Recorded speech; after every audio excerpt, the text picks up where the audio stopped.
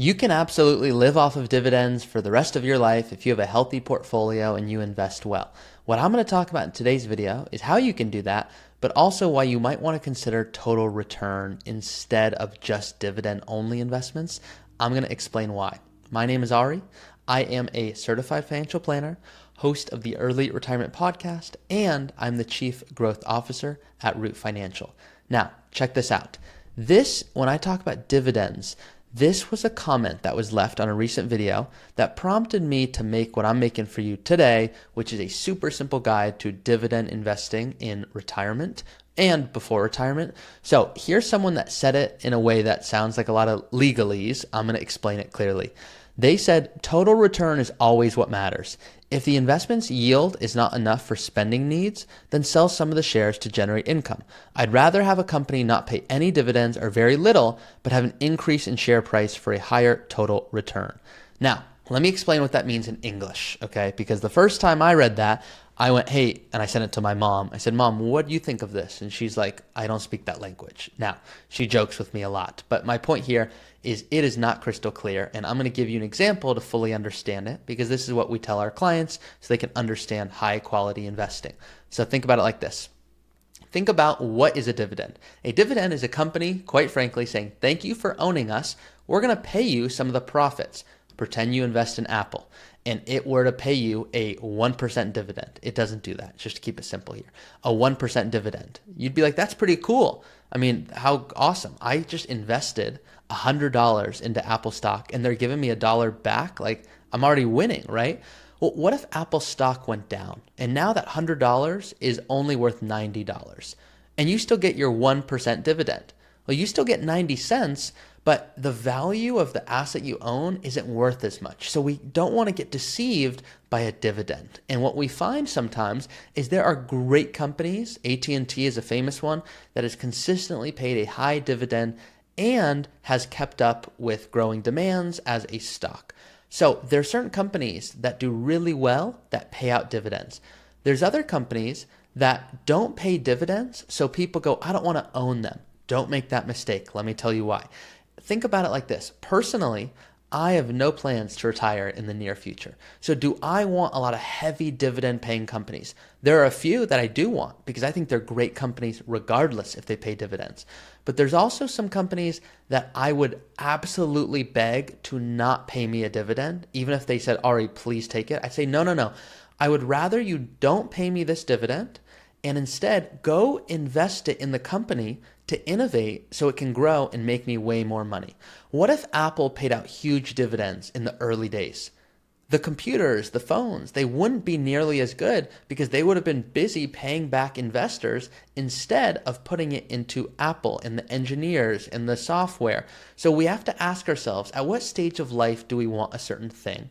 And what blend do we actually want? So I put together a quick little guide that's hopefully going to help you out here. Now, this is when we're looking at dividends and I'm explaining it to a client, we'll really try to simplify it and use little examples. So one example here, the first thing I'll do is there's something called SCHD. It's just Schwab's US Dividend Equity ETF. So if you wanted to, you could put everything into SCHD. I don't recommend that. I'm just an example here. If you had a $3 million portfolio, you could say, okay, what's the yield? How much dividend income could I create? You could create $116,700. Now, this fluctuates. So it's not me saying this is like a automatic withdrawal amount. That's the trailing 12-month dividend yield. The reason I bring this up is when you are getting companies that have high dividends, a high yield, generally that's more volatile because what you're accepting is more risk in exchange for a higher yield. So check this out. Let's pretend that you own 1,000 shares with a $2 dividend. Well, you'd get $2,000 a year. That's just so cool. It's predictable. It feels like a paycheck. If you own a company that's just giving you a paycheck, the reason people like it and why you probably resonate with it, if you're honest with yourself, is you just had a job that paid you consistently, hopefully, the last 25, 30 years. Hopefully there was no payroll exceptions. And if that was the case, last 20, 30, 40 years, the idea of having another stable paycheck feels good. It's supposed to. It's dividend income. So look at it like this. Let's say you need $4,000 a month, which you don't. Most people that we work with want anywhere from $6,000 to $12,000 a month on average. Well, $1 million portfolio at a 4% yield could generate that. So that's why our retirees love them. It's passive, truly, it's reliable, it aligns with your bills. But here's the trap. Why we don't only chase high dividends is the high yield can come with higher risk and lower growth. An example, AT&T or certain what are called REITs, real estate investment trusts, they slash their dividends. So another example, a stock might be paying a 7% yield and you're like, that's awesome, but it might not be growing, which means in 10 years, yeah, maybe if you had a $1 million portfolio, you were happy because you got a $70,000 dividend every year. But now 10 years have gone by. Your $1 million not only didn't grow, it didn't keep up with inflation. So now it's worth $800,000 and you're only getting 7%, which still is good, but it's still way more volatile. Versus what if it paid 3%, but you actually got more growth on your $1 million? So it's why we don't want to go all dividends. This is what's called total return. Total return is your dividends plus the price appreciation. So say stock A pays 2%, but grows at 8%. That's actually better than stock B just paying 6% and shrinking. Very simple example, but this is something that people overlook. Finally, you can sell small amounts of shares to supplement dividends. There's a weird thing people have where it's like, I don't want to touch the principal. I just want to live off dividends. The principal, that there's nothing wrong with touching principal if that asset is also appreciating. If you were to say, I have $1 million and I want to spend $100,000 a year, well, you would run out of money in 10 years. Now, pretend it paid out a 4% yield. Okay, well, you have $1 million, pays out 4%, that's 40,000, and you want to spend 100. Well, you only need 60 from that portfolio. So after 10 years, you took 60 from the portfolio, right? Every single year, you're taking 60, and every single year, you're getting 40 from a dividend, from a yield. So now what happens is now all of a sudden, you have taken 60,000 every year from the portfolio, which means that's 600,000 fewer, meaning 10 years later, you're left with 400,000 and you're also getting that 4% yield. Well, the reality is, what if you live longer? What if you have a bigger goal where you want to travel more along the way? What if all of a sudden you just determine there's big medical expenses, which obviously you hopefully would not determine that. A doctor in a perfect world would. Well, the risk is now you have $400,000 and that's not putting you in a comfortable spot. So what you don't want to do is prioritize too much. I'd rather you, like this example above, have a lower yield, but it grows more, which puts you in a better position.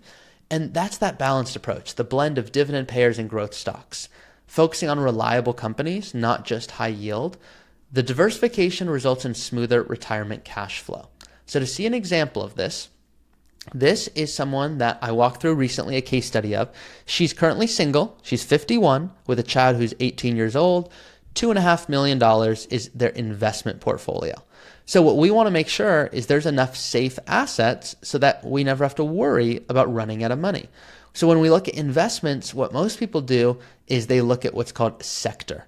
So how much of our investment should be in what's called consumer cyclical or financial services or real estate or communication or energy or industrials or any of these things?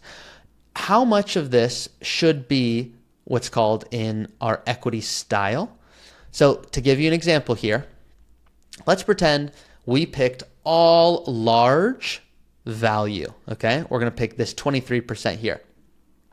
Pretend we're all right here. And pretend it does really well. We're going to be like so happy. That's like so amazing.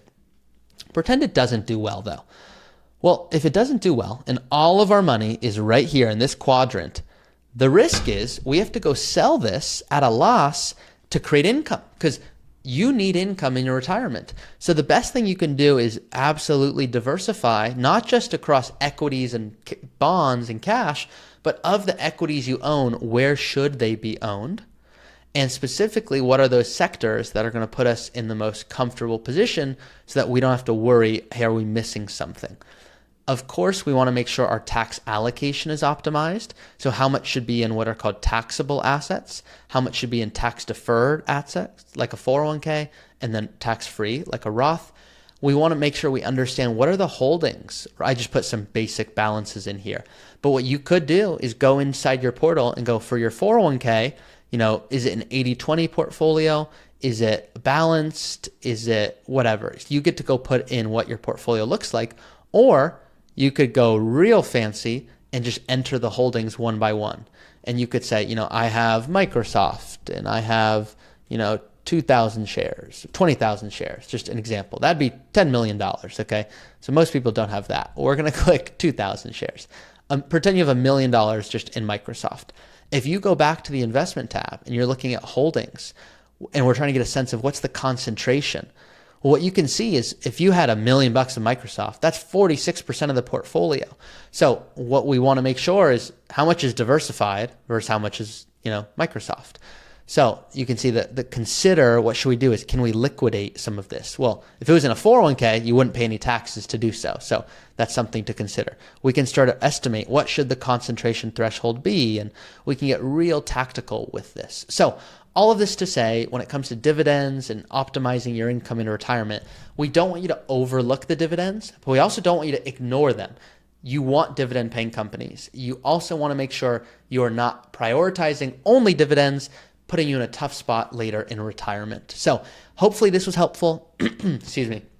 If you learned something today, please like this video. Please comment below what you learned, because that helps me. And then if you're going, wow, I want help. This is the type of guidance that I wish my advisor was giving me. And this just seems different. This approach of tax planning and estate planning and insurance and investing, that's what I want. We love what we get to do here at Root. So I encourage you to reach out. If you go to our website, rootfinancial.com, you can go through our FAQs, see what we discuss here in terms of how we work with clients. You can click this button, see if you're a fit in the upper right, and you'll be asked a few questions to begin working with us. That's it. See you guys next time.